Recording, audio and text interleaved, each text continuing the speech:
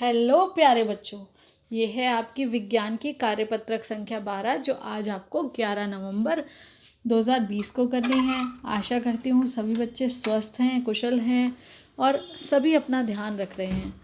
तो देखिए 7th class के सभी बच्चों को जो आज वर्कशीट करनी है, अभी आपने पहले अलग अलग तरीके से पोषण के तरीके सीखे। पोषण के तरीके जो जिसमें परजीवी है, स्वयजीवी है यानी कि अपना खाना बनाने वाले, दूसरों पे डिपेंडेंट। आज है मृतजीवी। मृतजीवी यानी कि मरे हुए, जो अब डेड है, डिकेइंग है, जो सड़ गया, गल गया, उससे पोषण प्राप्त करने वाले जीव, मृतजीवी। जैसा कि नाम से पता चल रहा है, हमने कई बार वर्षा के दिनों में वृक्षों की सड़ी गली, टूटी टहनियों अथवा तने व छाल पर छाते के समान संरचनाओं के गुच्छे देखे होंगे।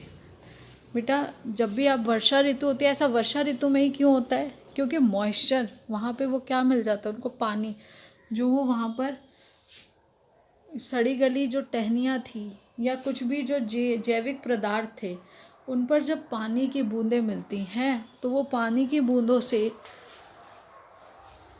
वहाँ पर छाते के समान कुछ संरचनाएं, जैसे आप मशरूम देखते हो उसके जैसा, यह सब अपने जीवन यापन हेतु पोषक तत्व वृक्षों की सड़ी गली टूटी टहनियों से प्राप्त करते हैं। तो ये सब कहाँ से पोषण प्राप्त कर रहे हैं? वृक्षों की उन टहनियों से, उन जैविक पदार्थों से। इस प्रकार की पोषण प्रणाली जिसमें जीव किसी मृत एवं विघटित जैविक पदार्थों से पोषक तत्व प्राप्त करते हैं, उन्हें मृतजीवी पोषण प्रणाली, ऐसी प्रणाली को कहते हैं। और मृतजीवी उन जीवों को कहा जाता है। मृतजीवी पोषण प्रणाली का उपयोग करने वाले जीव मृतजीवी कहलाते हैं। तो ये आपको समझ आ गया कि वो जो इस तरह से पोषण प्राप्त कर रहे हैं उन्हें मृतजीवी कहा जाता है। जैसे कवक, छत्रक, ब्रेड पर उगती कवक और यीस्ट। कवक के फंगस, जिसको आप फंगस लगा हुआ देखते हो ना, छत्रक ये मशरूम जो है, मशरूम आपने देखी है, मशरूम भी इसी का ही एक प्रकार है। तो कवक आचार, चमड़े, कपड़े एवं अन्य पदार्थों पर उगते हैं। आपने फंगस लगी हुई देखी होगी कभी कभी चमड़े पर या कुछ कपड़ों पर, अचार के ऊपर। क्या अचार खराब हो गया, मम्मी बोलती है अचार खराब हो गया, तो खराब कैसे हो गया? उसके ऊपर आपको वो कवक लगा हुआ दिखाई देता है। तो कवकों की वृद्धि के लिए वर्षा ऋतु में सबसे अच्छी परिस्थिति होती है। और ऐसा परिस्थितियाँ जब उसके फेवर में है, जब सबसे अच्छी परिस्थिति है, सामान्यतः कवक के बीजाणु वायु में उपस्थित होते हैं जब भी किसी ऐसे जैव पदार्थ या उत्पाद पर बैठते हैं जो नम और उष्ण हो।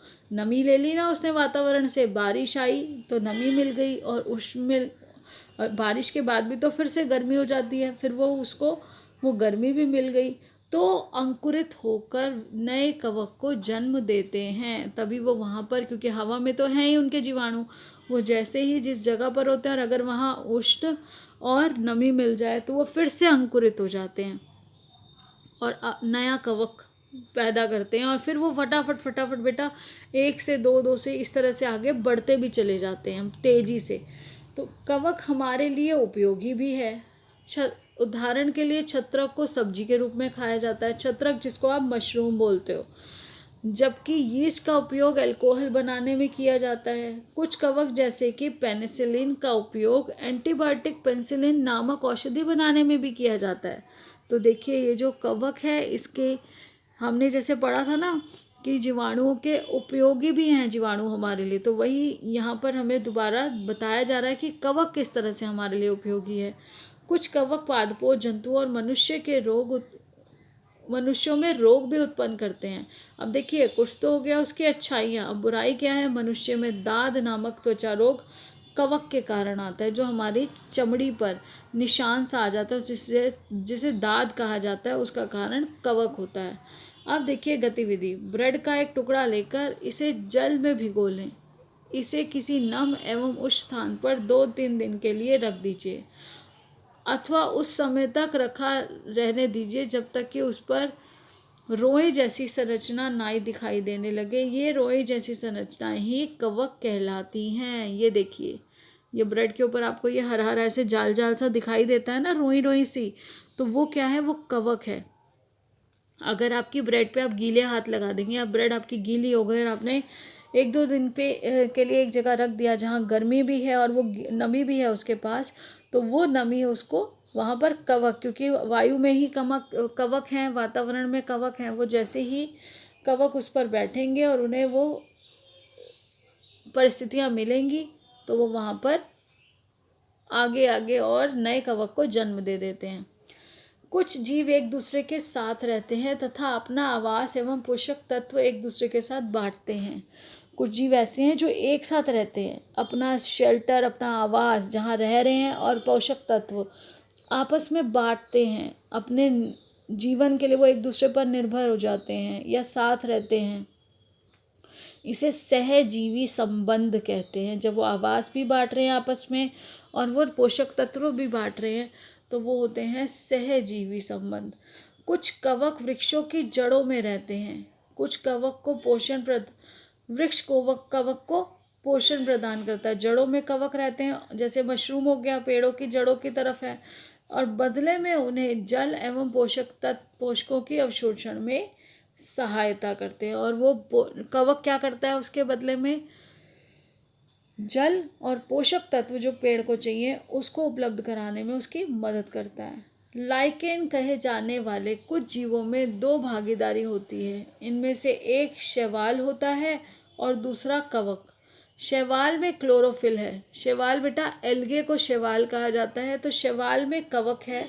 शैवाल में क्योंकि वो ग्रीन एल्गे है तो वो ग्रीन कलर क्लोरोफिल है उसमें। कवक, यहाँ देखिए, शैवाल में क्लोरोफिल उपस्थित होता है जबकि कवक में क्लोरोफिल नहीं होता। कवक शैवाल को रहने का स्थान देता है। कवक शैवाल को शेल्टर दे रहा है, रहने का स्थान दे रहा है, आवास दे रहा है, जल एवं पोषक तत्व उपलब्ध करवा रहा है, और उसके बदले में शैवाल प्रकाश संश्लेषण द्वारा संश्लेषित खाद्य कवक को देता है। तो उसके बदले में पोषक तत्व क्या करता है, जो शैवाल है वो ये सब पोषक तत्व लेकर और फिर उसके बाद प्रकाश संश्लेषण से खाद्य पदार्थ बनाता है और वो खाद्य पदार्थ वो कवक को देता है। इस तरह से एक दूसरे की मदद कर रहे हैं, एक आवास दे रहा है और आवास और पोषक तत्व वो आपस में शेयर कर रहे हैं, बांट रहे हैं। अब देखिए, आज हमें करना क्या है, डैश व डैश कवक हमारे लिए उपयोगी हैं। तो बेटा कौन कौन से कवक हैं जो हमारे लिए उपयोगी हैं, तो यहाँ देखिए, आपने देखा कि छत्रक, यीस्ट, ये हमारे लिए उपयोगी हैं। फिर पेंसिलिनियम, तो ये सारे आप इनमें से कोई भी 2 नाम लिख सकते हैं। तो ये आपका उत्तर नंबर 1 है। इसके बाद देखिए, आप इसमें बेटा ये वाले 2 नाम लिख लीजिए। एक छत्रक लिख लीजिए जो कवक है, इसका आंसर 1 का फर्स्ट पार्ट, और दूसरा आप लिख लीजिए पेंसिलिनियम, तो ये बी पार्ट।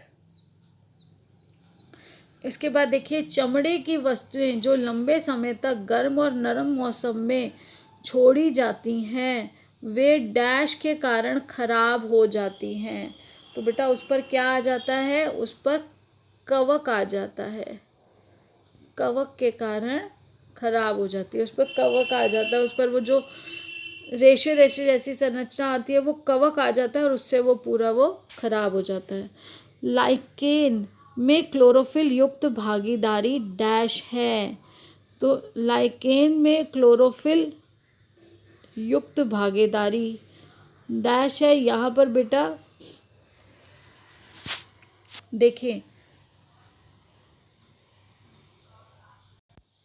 देखिए, यहाँ पे क्लोरोफिल युक्त भागीदार, तो कौन सा, लाइकेन में क्लोरोफिल भागीदार 2 होते हैं, एक होता है कवक और एक होता है शैवाल। और क्लोरोफिल किसके पास है, शैवाल के पास क्लोरोफिल है। तो यहाँ पर क्या आएगा, शैवाल जो है उसके पास वो क्लोरोफिल युक्त भागीदार है। और वही खाना क्लोरोफिल की मदद से वो जब सारे पोषक तत्व कवक उसको उपलब्ध कराता है और फिर वो क्लोरोफिल की सहायता से प्रकाश संश्लेषण से खाद्य पदार्थ को संश्लेषित करता है जो कवक को देता है।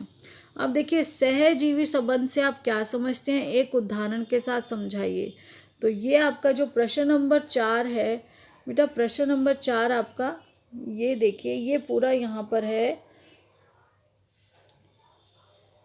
कुछ जीव एक दूसरे के साथ रहते हैं और अपना आवास एवं पोषक तत्व एक दूसरे के साथ बांटते हैं, इसे सहजीवी संबंध कहते हैं।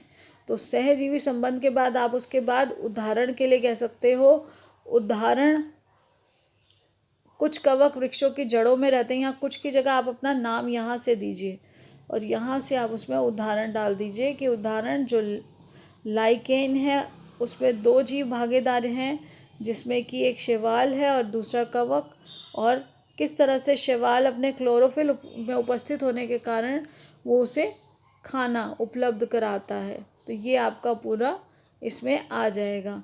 पहले आप ये मतलब लिखेंगे कि सहजीवी संबंध किसी क्या होता है, कुछ जीव एक दूसरे के साथ रहते हैं, अपना आवास और पोषक तत्व एक दूसरे के साथ बांटते हैं, इसे सहजीवी संबंध कहते हैं। उदाहरण लाइकेन कहे जाने वाले कुछ जीवों में 2 भागीदार होते हैं, जिनमें से एक शैवाल दूसरा कवक है, और कैसे वो शैवाल के पास क्लोरोफिल और कवक के पास क्लोरोफिल नहीं है, ये पूरी बात आप समझाएंगे तो आपका आंसर कंप्लीट हो जाएगा और आप बाद में भी उसे अच्छे से समझ पाएंगे, लिख पाएंगे।